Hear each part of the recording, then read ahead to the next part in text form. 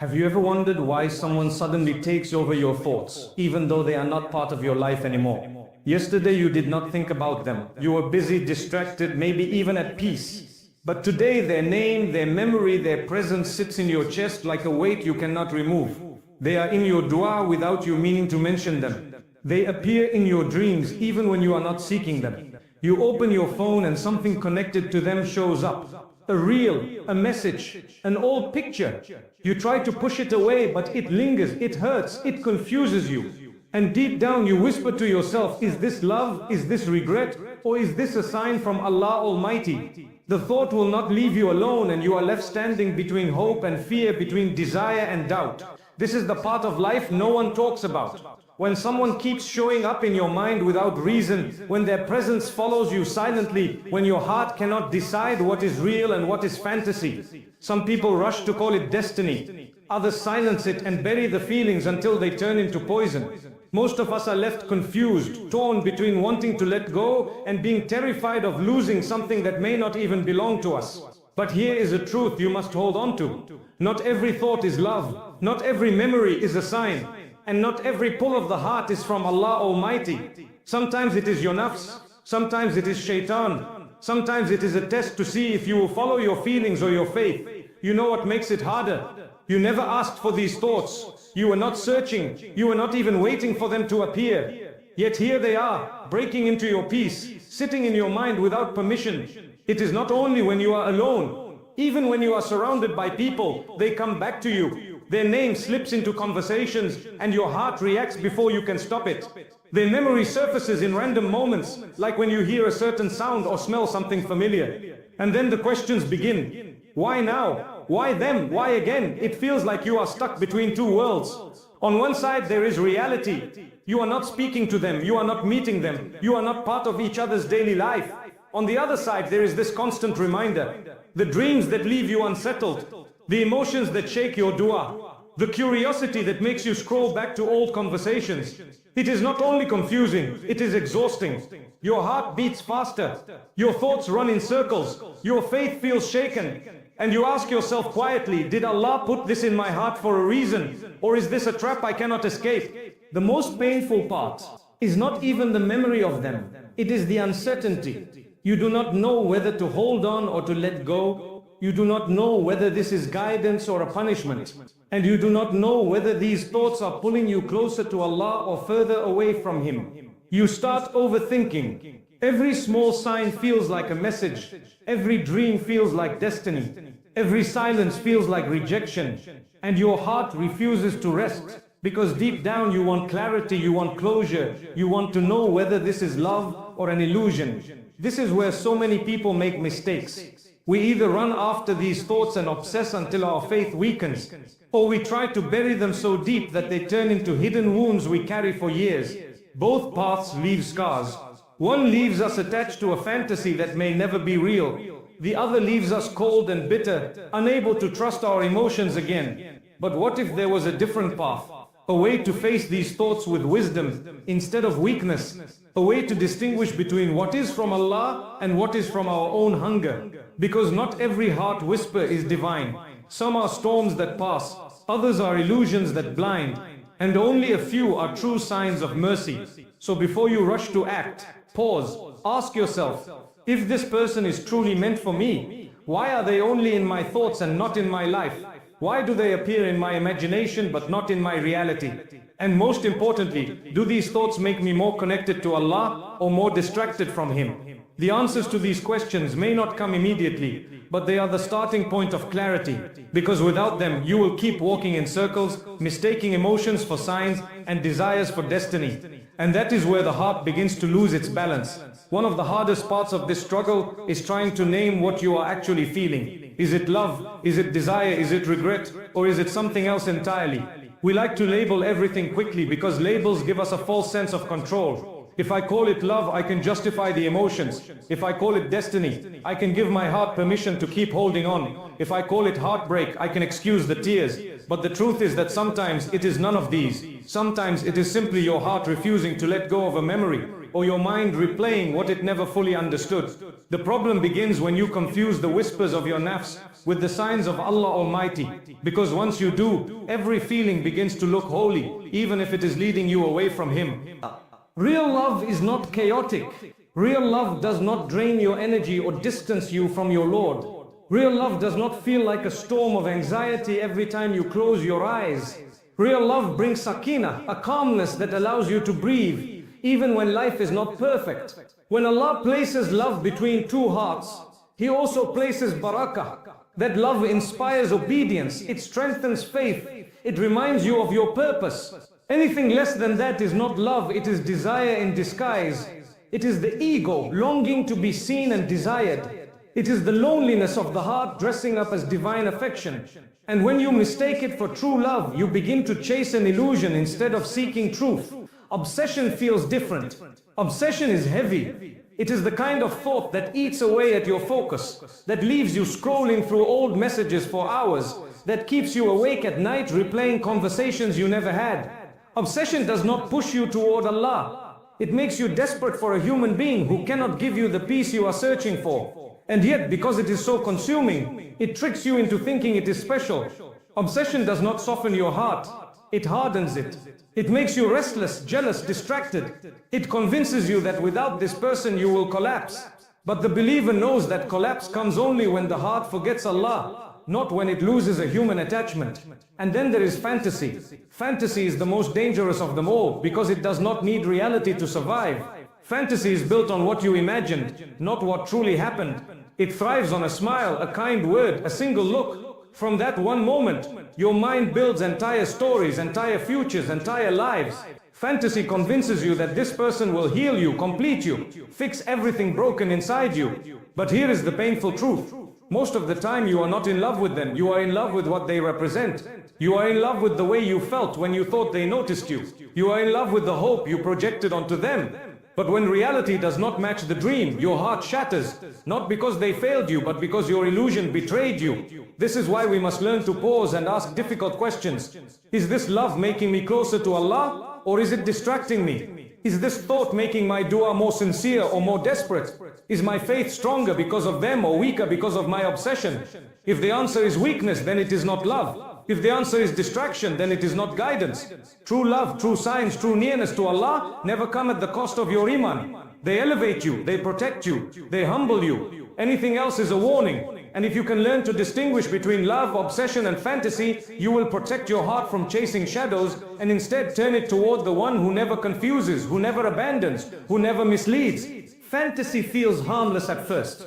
You tell yourself it is just a thought. It is just one memory. It is just a passing daydream. But slowly it becomes something bigger. It takes root in your heart and begins to shape your decisions. You find yourself checking your phone when you know there will be nothing there. You find yourself staring at their name online, waiting for a message that will never come. You imagine what life would look like together, not based on reality, but based on the story you keep writing in your mind. And before you realize it, you are no longer in control of your thoughts. They are in control of you. Fantasy does not stay small, it grows. And with every passing day, it steals more of your energy, more of your focus, more of your peace. The Prophet Muhammad, peace and blessings be upon him, warned us about this. He said that the eyes commit adultery, and the adultery of the eyes is the lustful look. If the eyes can fall into sin by what they dwell on, then what about the heart that clings to illusions? Fantasy is like adultery of the soul. You give your heart to someone without nikah, without reality, without commitment. You pour your emotions into something that only exists in your head. And in doing so, you weaken your bond with Allah Almighty, the one who actually writes your story. Because no one can serve two masters. Your heart cannot be consumed by fantasies of a person and still remain fully surrendered to your Lord. Sooner or later, you will feel the distance. The greatest danger of fantasy is that it hardens the heart toward qada. You begin to resent the plan of Allah when it does not align with your imagination. You start to feel bitter that your du'as are not answered the way you want them. You begin to question why life is not unfolding according to the script you created in your own head. And in that bitterness, your worship becomes heavy, your patience becomes thin, and your trust becomes fragile. Fantasy does not just hurt your emotions, it poisons your relationship with your Creator. Because now you are no longer worshipping Him with full submission. You are negotiating, demanding, pleading for your illusion to come true. And that is where many believers fall, not because they openly rejected Allah, but because they replaced His wisdom with their imagination. The cycle is exhausting. You replay conversations like they were revelations. You analyze looks and gestures like they were divine signs. You stalk, you compare, you wait. But deep down you are not asking for clarity. You are asking for permission to hold on to something that Allah may already have closed. And the more you feed the fantasy, the weaker your faith becomes. This is why fantasy is a fitna. It looks innocent, but it quietly destroys your ability to see clearly. It convinces you that a person can give you what only Allah can give. And when you expect from people what only your Creator provides, you are bound to be disappointed. You will feel emptier, more restless, more broken, until you realize that peace is not found in illusions, but only in surrender. When you are drowning in thoughts of someone, the easiest mistake is to assume it must be a sign. Because how could something so strong, so persistent, not be divine? But the Quran teaches us a deeper truth. Allah Almighty says in Surah Al-Baqarah, but perhaps you hate a thing, and it is good for you, and perhaps you love a thing, and it is bad for you, and Allah knows while you know not. This is a verse that cuts through illusions. It reminds us that feelings are not always proof of destiny. The heart can be loud, but the heart is not always wise. Sometimes what feels irresistible is only a reflection of our weakness. Sometimes what feels unbearable to lose is exactly what would destroy us if we gained it. Only Allah sees the full picture. The Prophet Muhammad, peace and blessings be upon him, told us that the heart of the son of Adam turns more than a pot of boiling water. Imagine that image. A pot bubbling, shaking, never still. That is your heart. Always turning, always changing, never certain. How can you base your life on something so unstable? How can you call every thought a sign when your heart flips with every breeze? This is why Allah does not ask you to follow every feeling. He asks you to follow revelation. Revelation does not change. Revelation does not confuse. Revelation does not trick you. It stays firm even when your heart trembles. So if your thoughts are leading you away from obedience, they are not from Allah. If your feelings are distracting you from prayer, they are not guidance. They are whispers you must guard against. Not every test feels heavy. Some tests come disguised as attraction, as curiosity, as longing. Allah may allow someone to occupy your mind, not to bring them into your life, but to reveal what is inside your soul. He tests to expose your attachments. He tests to show you who you trust more, your emotions or your Lord. The danger is when you confuse the test with a blessing.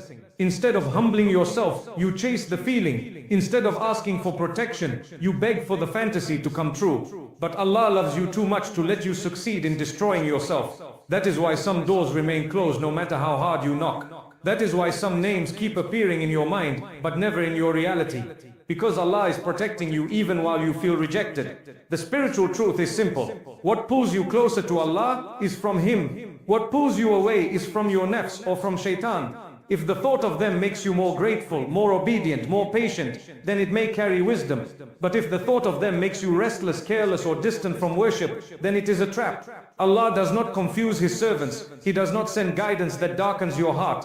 He does not plant love that destroys your faith. So ask yourself honestly, are these thoughts a reminder to trust Allah or an excuse to chase what He has not written? The answer is already within you. You feel it in your iman. You see it in your prayers. That is where clarity begins. So often we convince ourselves that the pain we feel is because we lost them. We think it is their absence that hurts us, their silence that breaks us, their distance that leaves us restless. But the reality is different. What you are grieving is not always the person. Many times you are grieving the version of yourself that you were when you thought they cared. You miss how alive your dua felt when you prayed for them. You miss the hope that carried you through long nights when you believed they were part of your future. You miss the excitement in your heart when you imagined life with them. That is what lingers, not them, the feeling, the version of you that believed love was near. This is why the heart holds on even when reality has already moved on. You are not clinging to their face or their presence. You are clinging to how they made you feel, seen, desired, understood. Or maybe you are clinging to what you projected onto them. The idea of who you thought they were, not who they actually are. And when that idea collapses, you feel like you lost everything. But the truth is that you never lost them. You lost your own dream. You lost the image your mind built out of longing and loneliness. And that is why it hurts so deeply, because you are mourning something that never truly existed. It is not easy to accept this. We want to believe the pain is proof of real love. We want to think that the constant thoughts are a divine connection. Because if it is only our imagination, then all those nights, all those du'as, all those tears feel wasted. But nothing is wasted with Allah. Not a single tear, not a single prayer. Even if that person was not written for you, the sincerity you showed, the hope you carried, the patience you tried to hold on to, all of it is recorded, all of it is seen, and all of it will return to you as reward.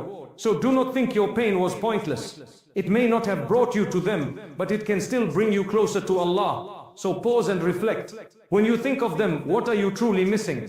Is it the person or the peace you thought they would bring? Is it the relationship or the version of yourself that was still dreaming? If it is the second, then know this: you are not broken because they left. You are broken because you attached your hope to them instead of attaching it fully to Allah. And the beautiful thing about hope is that it can be redirected. You can still feel alive in your dua. You can still feel peace in your heart. You can still find meaning in your nights. But this time you will not be relying on someone who was never yours. You will be relying on the one who has always been yours. This is where the real test comes. Tawakkul is not about saying you trust Allah with your tongue. Tawakkul is proven in the moments when your heart is screaming for something that He has not given. When your mind cannot stop thinking about them, but your faith tells you to surrender. This is the battlefield of the believer. Do you let your emotions dictate your decisions, or do you anchor yourself in the knowledge that Allah's wisdom is greater than your desire? Tawakkul means stepping back when your heart wants to run forward. It means accepting silence when your soul is begging for answers. It means holding on to the truth that Allah never withholds except to protect. Ask yourself honestly, if Allah truly wanted them in your life, why are they only in your thoughts but not in your reality? Why are you holding on to dreams instead of being granted clarity? Why do the doors remain closed no matter how much you push? Sometimes we mistake stubbornness for faith. We think holding on longer means we are proving our sincerity. But faith is not proven by how tightly you grip a fantasy. Faith is proven by how quickly you let go when Allah shows you it is not for you. Tawakkul is not forcing outcomes, it is trusting outcomes. It is surrendering control to the one who already knows the ending. The nafs is clever. It can dress up desire to look like destiny. You might tell yourself that your attachment is tawakkul. You convince yourself that waiting for them endlessly is a sign of faith. But if the waiting is pulling you away from prayer, if the waiting is making you restless, if the waiting is filling your heart with anger and doubt, then it is not tawakkul, it is attachment. True trust never distances you from Allah. It strengthens you, it calms you, it fills you with the patience to wait without desperation and the courage to walk away without regret. Tawakkul means saying, my Lord knows best even when my heart does not understand. What pulls you closer to Allah is from Him. What pulls you away is from your nafs or from shaitan. This is the standard. If your constant thoughts are making you more obedient, then they may carry wisdom. If they are making you careless, then they are a test. Do not rewrite tawakkul to justify your desires. Do not call it destiny when it is really desperation. Allah does not confuse His servants. He gives signs that bring clarity, not chaos. He plants love that brings you closer to Him, not further away. So if you find yourself torn, restless and disconnected, take it as a warning. Your heart is attaching where it should not. And the cure is not to hold tighter, but to let go and trust. That is the essence of tawakkul. Letting go feels like the hardest step. Your heart convinces you that if you release them, you will never feel whole again. You hold on to the thought as if it is your last lifeline. But what you do not see is that the very act of holding on is what is breaking you. Healing does not begin when they return. Healing begins when you accept that you do not need them to return. Healing begins when you turn your focus away from what has left you and back to the one who never leaves. Allah does not ask you to destroy your heart to prove your faith. He asks you to redirect it, to pour it back into His remembrance, to let His light fill the spaces you thought only a person could reach. When Allah closes a door, He does not do it out of cruelty. He does it out of protection. That silence you hate may be mercy. That distance you resent may be His shield guarding you from harm. You think you need closure from them, but true closure comes only from Allah. Because people can leave you without explanation. They can disappear without goodbye. They can move on without looking back. But Allah never leaves you without reason. He never writes pain into your life without purpose. Every heartbreak carries wisdom. Every unanswered prayer carries protection. And every delay carries a lesson. If you keep your eyes on the closed door, you will never see the window of mercy that Allah has already opened for you. This is why healing is not about forgetting them. It is about remembering yourself. It is about remembering that you were whole before they entered your life, and you will be whole after they leave. It is about remembering that your worth does not depend on their attention. It depends on your connection to Allah. Letting go does not mean erasing memories. It means releasing control. It means saying, Ya Allah, I trust that what you take away is not meant for me, and what you keep for me will never pass me by. That is when peace enters. That is when the weight begins to lift. That is when the thoughts lose their power. Because your heart is no longer chained to a person. It is freed in surrender to the one who owns all hearts. Clarity does not come only by waiting. It comes when you take deliberate steps to align your heart with Allah. The first step is dua, but not vague dua. Be specific. Say, Ya Allah, if this person is good for my deen, my heart and my akhirah, then bring them closer in a way that brings me closer to you. And if they are not, then remove them gently and heal the part of me that still wants them.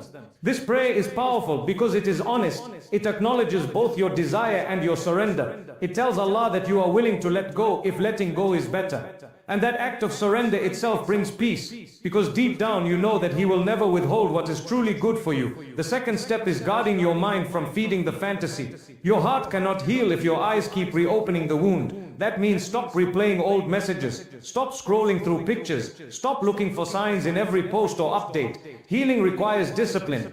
When you control what you see, you begin to control what you feel. Along with this, replace the triggers with light. Open the Quran, fill your ears with dhikr. Spend time with people who remind you of Allah. The heart is like soil. Whatever you water will grow. If you water memories, obsession will grow. If you water faith, tranquility will grow. The choice is always in your hands. The third step is practical reflection. Write your thoughts. Journal the emotions that keep circling in your head.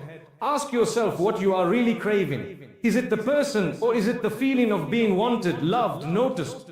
Most times you will realize that it is not them, it is what you felt with them. And that is something Allah can restore without them. He can place people in your life who bring that same warmth, but without the pain. He can give you friendships, family bonds, even strangers who remind you of your worth. But you must clear the space first. You cannot keep holding on to a fantasy and expect Allah to replace it with reality. Take the step, write it out, pray it out, live it out, live it out, and trust that Allah will guide your heart to clarity. My dear brothers and sisters, remember this. You are not weak because someone stays in your mind. You are not broken because your heart cannot let go overnight. You are simply human. And being human means feeling deeply, sometimes more deeply than you can explain. But your strength will be shown in how you respond.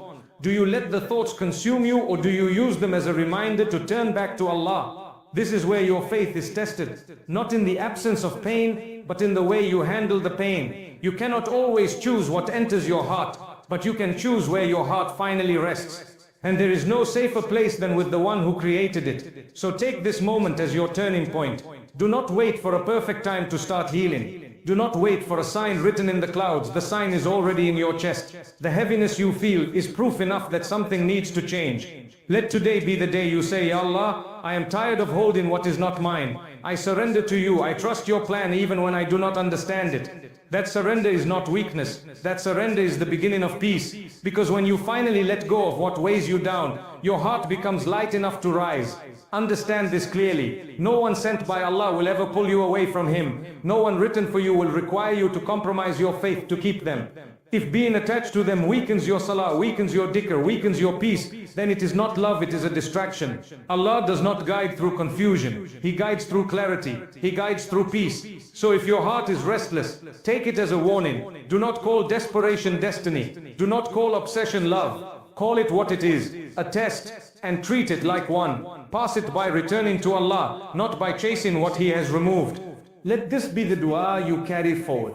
Ya Allah, if this person is written for me, bring them into my life in a way that brings me closer to you. And if they are not, remove them gently and replace them with something better. Heal my heart, strengthen my iman, and never let me attach to what distances me from you. That is how you reclaim your peace. That is how you free yourself from the endless cycle of thoughts. And that is how you begin to walk forward with strength. The truth is simple. You were never forgotten. You were never abandoned. Allah has always been near. He is closer than your jugular vein. He hears the whispers you cannot even say aloud. He knows the tears you hide in the darkness.